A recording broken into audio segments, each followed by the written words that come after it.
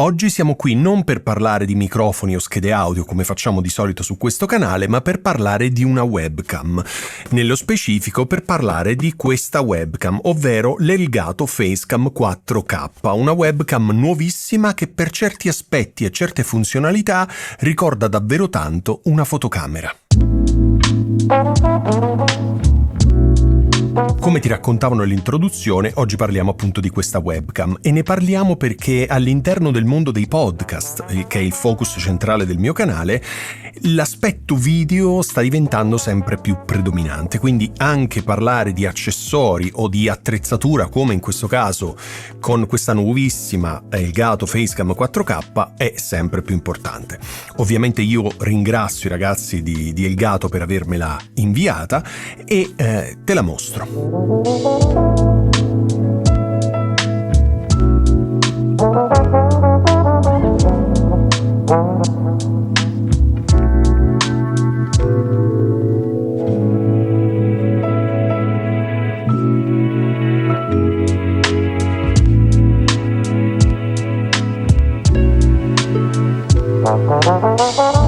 Ti racconto tutte le funzionalità di questa webcam, ti racconto quello che ti ho detto nell'introduzione, cioè perché per alcune funzionalità assomiglia a una fotocamera.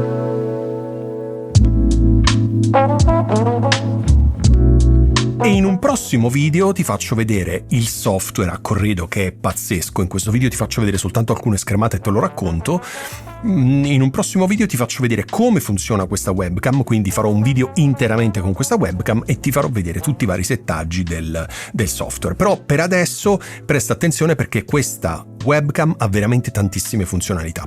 Partiamo dalla confezione. L'hai visto, una confezione molto molto semplice, dalla quale oltre alla webcam viene fuori questo cavo USB-C, che è un cavo USB 3 da 5 GB al secondo, quindi un cavo che permette lo streaming in alta risoluzione 4K fino a 60 fps. Quindi mi raccomando, questo cavo trattalo bene, al di là del fatto che è molto ben costruito, però trattalo bene.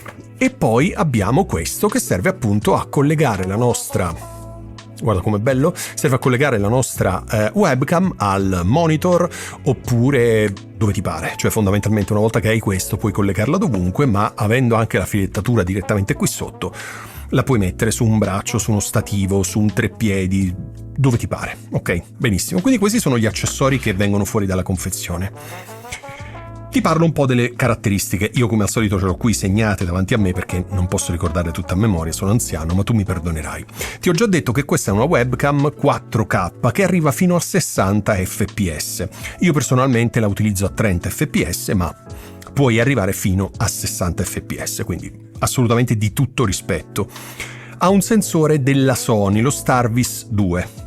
Quindi un sensore Sony di tutto rispetto, e ti dico una cosa, se sei appassionato di video, se hai una fotocamera Sony o vedi video dove si parla di fotocamere, sai bene che la Sony ha un colore tutto suo, tutto particolare. Quando vedi un video e vedi un determinato colore riconosci subito che quella persona sta usando una fotocamera Sony. Ecco, la mia sensazione è stata questa. Dalla qualità del colore ho capito subito che il sensore era Sony, perché lo noti subito, poi ti farò vedere in un prossimo video. Comunque un ottimo sensore, perché Sony, lo sappiamo, è quello che è, quindi non c'è nulla da dire.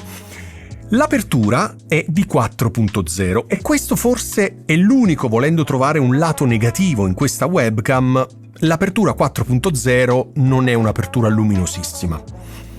Sicuramente il lato software hanno compensato, te ne parlerò fra un po', però mi aspettavo qualcosa in meno, sinceramente. Quindi 4 non è male, per carità. Mi aspettavo di meno. Mi aspettavo un'apertura, non dico 1.8, ma almeno 2. Ok?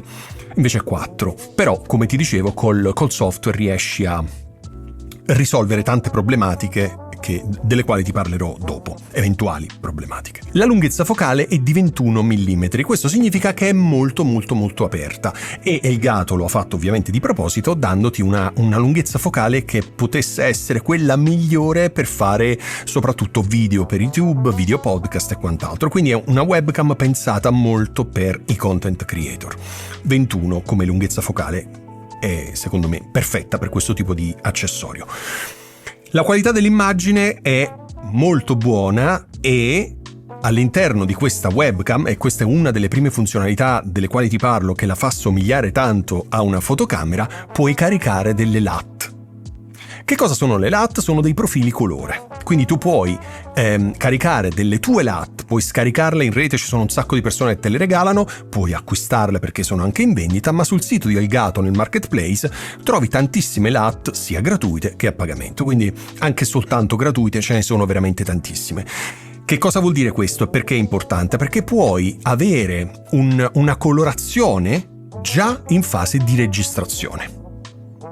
Che vuol dire? Vuol dire che dopo non investirai tempo nel fare color correction e color grading al tuo video perché hai già tutto pronto in camera.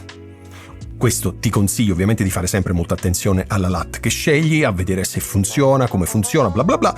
Una volta che l'hai fatto però hai risolto. E questa secondo me è una grandissima innovazione che ha lanciato Elgato, dandoti appunto la possibilità di colorare il tuo video già internamente, anche gratuitamente, perché ti ripeto, sul marketplace di Elgato trovi un sacco di LUT gratuite.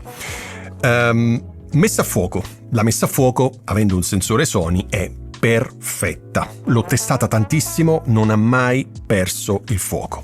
È perfetta. Del resto il sensore è Sony, quindi parliamo dei sensori migliori per la messa a fuoco, quindi perfetto. Non aggiungo altro perché veramente la messa a fuoco è incredibile. Il software a corredo Camera Hub ti permette, come ti raccontavo prima, di caricare le LUT e di salvare tutti i settaggi. Quindi una volta che hai trovato il tuo setting, lo salvi e hai risolto.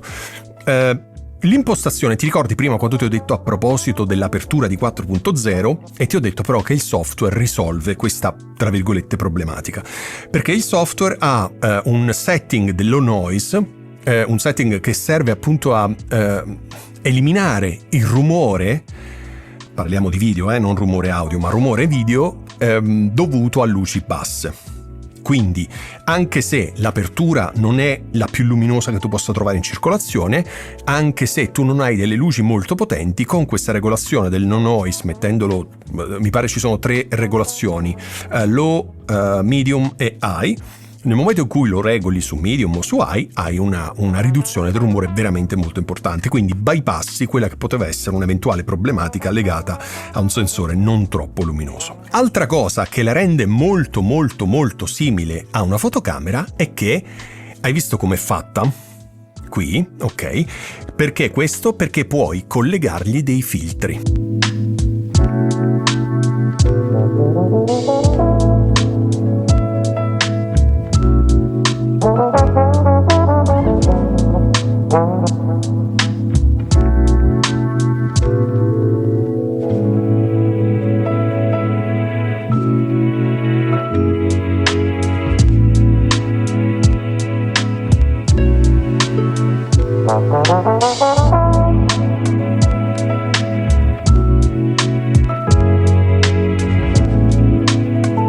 Ok, questo è un filtro, ok? Ce ne sono di vari tipi e puoi semplicemente, come ti ho fatto vedere, collegarlo, avvitandolo e hai il tuo filtro sulla webcam.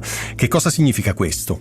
Questi filtri servono a qualsiasi cosa. Ad esempio ti parlo di uno tra tutti, il Black Mist, che è quello che utilizzo io a volte sulla macchina fotografica, che serve a rendere le luci che hai nello sfondo molto più sfocate, con quell'effetto tipo pallina.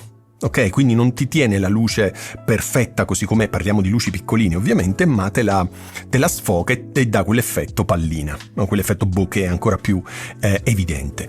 Ci sono altri filtri che ammorbidiscono ancora di più le luci, insomma, in base a quello che ti serve puoi scegliere il filtro che più ti appunto che serve al tuo scopo.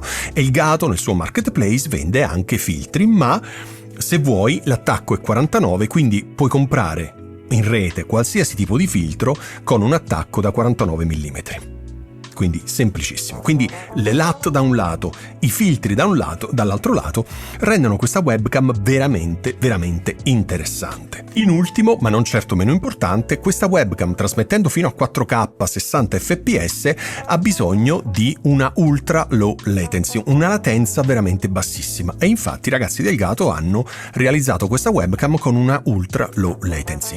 Ora, partendo dal presupposto che nessuno arriva a latenza zero, perché almeno adesso è impossibile voglia con la tecnologia attuale, ma questo si avvicina davvero tantissimo, quindi le tue immagini saranno con un ritardo veramente impercettibile, quindi questo a tutto vantaggio soprattutto dello streaming. Ora tu mi dirai: Ale, ma un gioiellino del genere quanto costa?